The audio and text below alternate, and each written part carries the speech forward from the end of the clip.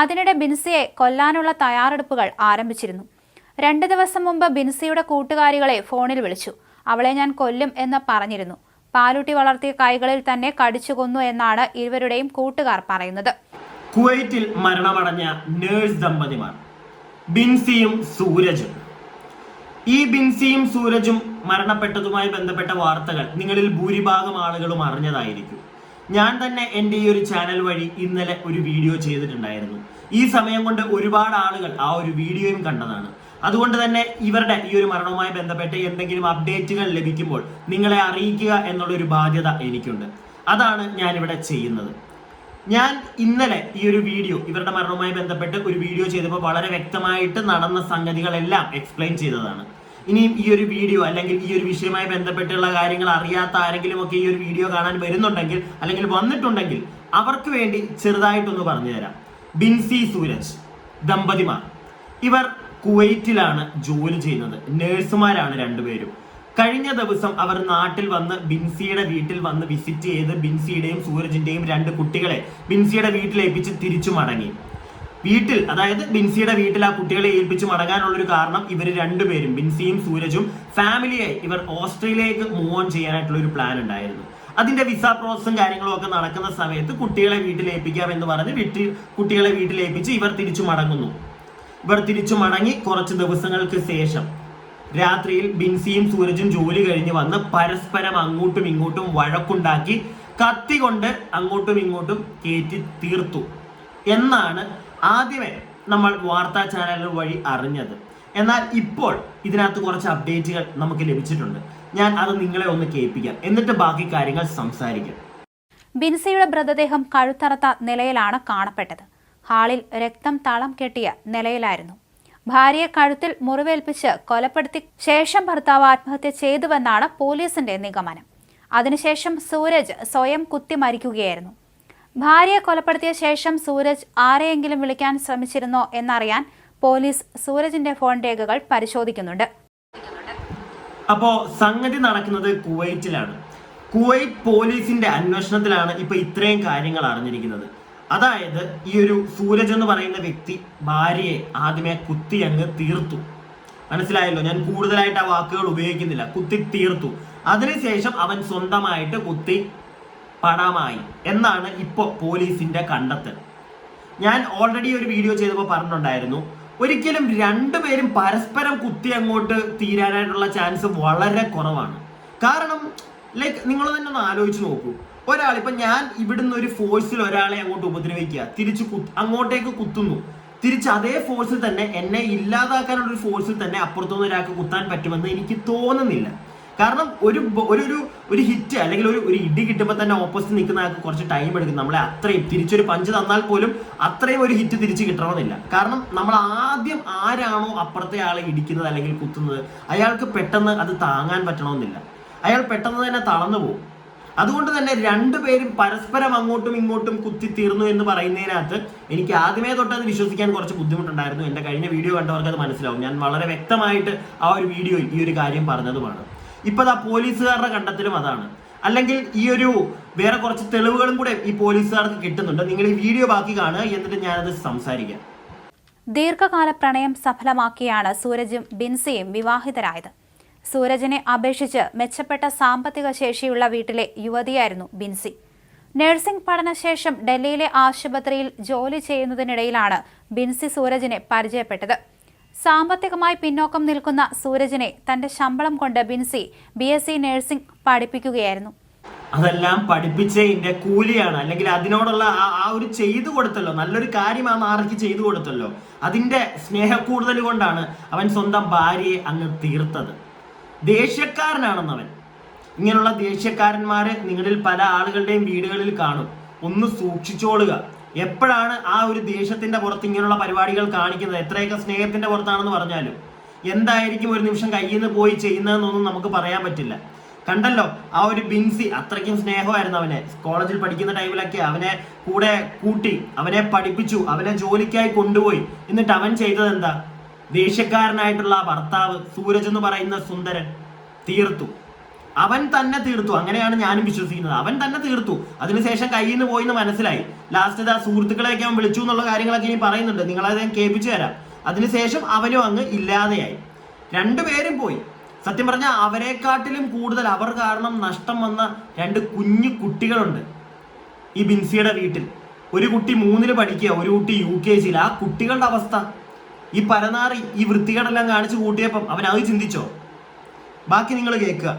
വിദേശത്ത് പോകുമ്പോൾ സൂരജിനെയും ഒപ്പം കൂട്ടാനായിരുന്നു ഇത്. അതിനിടെ ബിൻസിക്ക് കുവൈറ്റിൽ ഡിഫൻസിൽ സ്റ്റാഫ് നഴ്സായി ജോലി കിട്ടി.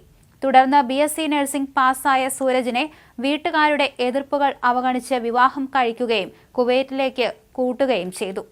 ദമ്പതികളുടെ ജീവിതത്തിൽ കല്ലുകടിയായത് സൂരജിന്റെ ക്ഷിപ്രകോപമായിരുന്നു. പെട്ടെന്ന് ദേഷ്യം വരുന്ന പ്രകൃതക്കാരൻ, ദേഷ്യം വന്നാൽ എന്തും ചെയ്യുന്ന അപകടകാരി. സൂരജ് സംശയരോഗി ആയിരുന്നുവെന്ന് സൂചനയുണ്ട്. ജീവിതം കൂടുതൽ പച്ച പിടിക്കുന്നതിന്റെ ഭാഗമായിട്ടാണ് ബിൻസി ഓസ്ട്രേലിയയിലേക്ക് പോകാൻ തയ്യാറെടുത്തത്. സത്യം പറഞ്ഞ ഈ ബിൻസി അവൾ ഒറ്റയ്ക്ക് ആ കുട്ടികളെ, ഒന്നുകിൽ ഒറ്റയ്ക്ക് അല്ലെങ്കിൽ ആ കുട്ടികളെ കൊണ്ട് അവൾ രക്ഷപ്പെടണമായിരുന്നു ഓസ്ട്രേലിയക്ക്. ഈ പരനാറി ഒന്നും കൂടെ കൊണ്ടുവരാനായിട്ട് നിൽക്കരുതായിരുന്നു. കേട്ടല്ലോ, സംശയ രോഗി. കൂടാതെ അവന്റെ അപ്പുറത്തെ മറ്റേടത്തെ ദേഷ്യമൊക്കെ ആവണം എല്ലാവർക്കും, എനിക്ക് ഉൾപ്പെടെ വേണം. പക്ഷെ അത് വീട്ടിലെ സ്ത്രീകളോടല്ല തീർക്കേണ്ടത്. അതെല്ലാ ചേട്ടന്മാരും, ദേഷ്യമുള്ള ചേട്ടന്മാരൊക്കെ ഒന്ന് മനസ്സിലാക്കുക. ആരെങ്കിലുമൊക്കെ ഉണ്ടെങ്കിൽ ഇങ്ങനൊന്നും ആരും ചെയ്യുമെന്ന് എനിക്ക് തോന്നുന്നില്ല. ഒരു ഇച്ചിരിയൊക്കെ മനുഷ്യത്വമുള്ള ചേട്ടന്മാർ ഒരിക്കലും ഇത് ചെയ്യുമെന്ന് എനിക്ക് തോന്നുന്നില്ല. തീരത ഇതുപോലുള്ള മനുഷ്യ മൃഗങ്ങൾ അവർ ചിലപ്പം ഇങ്ങനത്തെ പരിപാടികളൊക്കെ ചെയ്യും. ബാക്കി 5ാമത്തെ വട്ടം പരീക്ഷ എഴുതി പാസ്സായതോടെ 2 കുഞ്ഞുങ്ങളെയും നാട്ടിൽ വിട്ടു. അതിനിടെ ബിൻസിയെ കൊല്ലാനുള്ള തയ്യാറെടുപ്പുകൾ ആരംഭിച്ചിരുന്നു. 2 ദിവസം മുമ്പ് ബിൻസിയുടെ കൂട്ടുകാരികളെ ഫോണിൽ വിളിച്ചു. അവളെ ഞാൻ കൊല്ലും എന്ന് പറഞ്ഞിരുന്നു. പാലൂട്ടി വളർത്തിയ കൈകളിൽ തന്നെ കടിച്ചു കൊന്നു എന്നാണ് ഇരുവരുടെയും കൂട്ടുകാർ പറയുന്നത്. അപ്പോ ഈ ഒരു വാർത്തയിൽ നിന്ന് നമുക്ക് എല്ലാവർക്കും മനസ്സിലാക്കാൻ സാധിക്കുന്നത് ഇതൊരു പ്ലാൻഡ് ആയിട്ടുള്ള ഒരു പരിപാടിയായിരുന്നു ഇവന്റെ. കാരണം ഇവൻ ഓൾറെഡി ഈ ഒരു ബിൻസിയുടെയൊക്കെ സുഹൃത്തുക്കളെ വിളിച്ചു പറഞ്ഞിട്ടുണ്ടായിരുന്നു, ഞാൻ അവളെ തീർക്കും എന്നുള്ളൊരു കാര്യം. കേട്ടല്ലോ നിങ്ങൾ, ഞാനായിട്ട് പറയുന്നതല്ല. കഴിഞ്ഞ വീഡിയോയിൽ കുറെ ആളുകൾ പറയുന്നുണ്ടായിരുന്നു ഇതൊക്കെ ഞങ്ങൾക്ക് അറിയത്തില്ല, നീ ഇത് എവിടുന്നാ പറയുന്നത്. ഞാനായിട്ടൊന്നും ഉണ്ടാക്കി പറയുന്നതല്ല. പല ചാനലുകളിലും, പല എന്നെ പോലുള്ള ചാനലുകളിലൊക്കെ അല്ലെങ്കിൽ ന്യൂസ് ചാനലുകളിൽ വരുന്ന വാർത്തകളൊക്കെ കേട്ടിട്ടാണ് ഇതൊക്കെ നമ്മൾ പറയുന്നത്. ഇല്ലാതെ ഞാനായിട്ട് ഇത് വോയിസ് ചേഞ്ച് ഓവർ ചെയ്തൊന്നും പറയിപ്പിക്കുന്നതല്ല. പോയി തപ്പിയാൽ കിട്ടും ഈ ഒരു സാധനമൊക്കെ നിങ്ങൾക്ക്.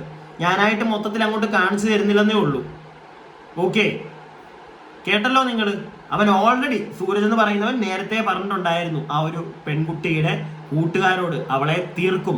അവന്റെ ഈഗോ എനിക്ക് അങ്ങനെയാണ് മനസ്സിലാക്കാൻ സാധിച്ചത്.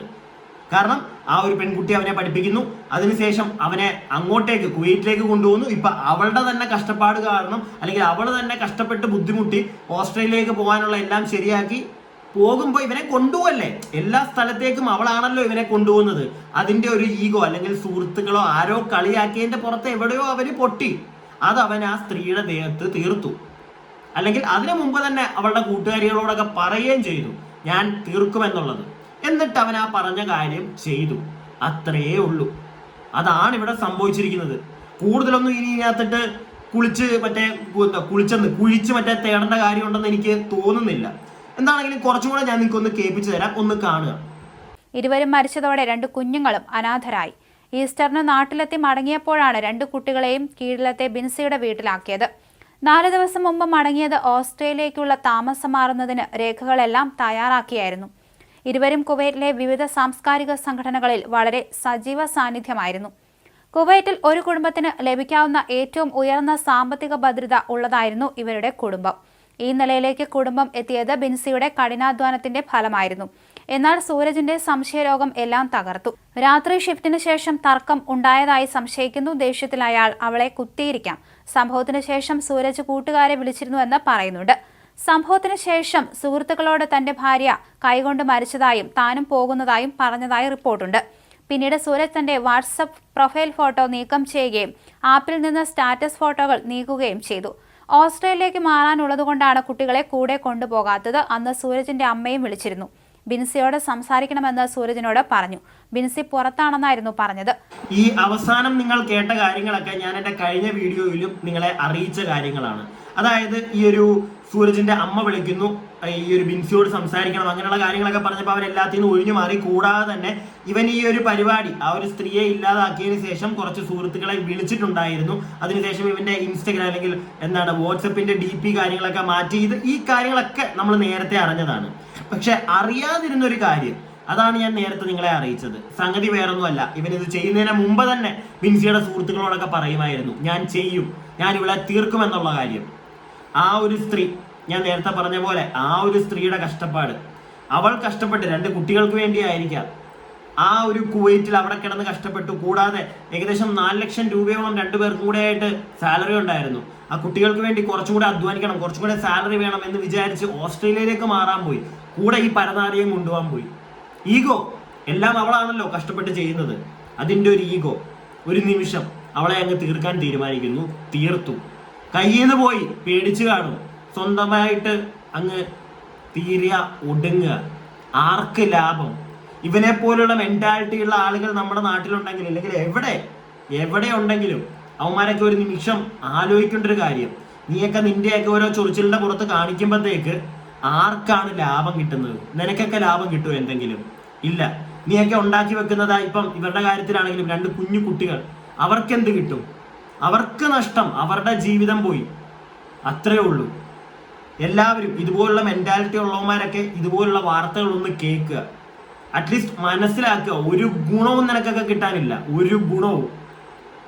നഷ്ടം മാത്രമേ ഉണ്ടാവുള്ളൂ. കുറെ കാലം ഇനി അകത്ത് പോയി കിടക്കുക. ഇവനിപ്പോ എന്തായാലും ആ ഒരു സ്ത്രീയെ തീർത്തിട്ട് അവനും തീർന്നുകൊണ്ട് ജയിലിലൊന്നും കിടന്നത് ആലോചിക്കണ്ട. ഇല്ലെങ്കിൽ അതും കൂടെ ഏറ്റെടുക്കേണ്ട വന്നേനെ. നിങ്ങൾ ഇനി നിങ്ങളുടെ അഭിപ്രായങ്ങൾ താഴെ കമന്റ് ബോക്സിൽ പറയുക. ഞാൻ എൻ്റെ അഭിപ്രായങ്ങൾ പറഞ്ഞു. ഈ വീഡിയോ ഇഷ്ടപ്പെട്ടിട്ടുണ്ടെങ്കിൽ ലൈക്ക് ചെയ്യുക. സബ്സ്ക്രൈബ് ചെയ്യാതെ കാണുന്ന ഒരുപാട് ആളുകൾ ഉണ്ടെന്ന് തോന്നുന്നു. ഒന്ന് സബ്സ്ക്രൈബ് ഒക്കെ ചെയ്യുക. കൂടാതെ അടുത്ത വീഡിയോയ്ക്കായി stay tuned and stay weird.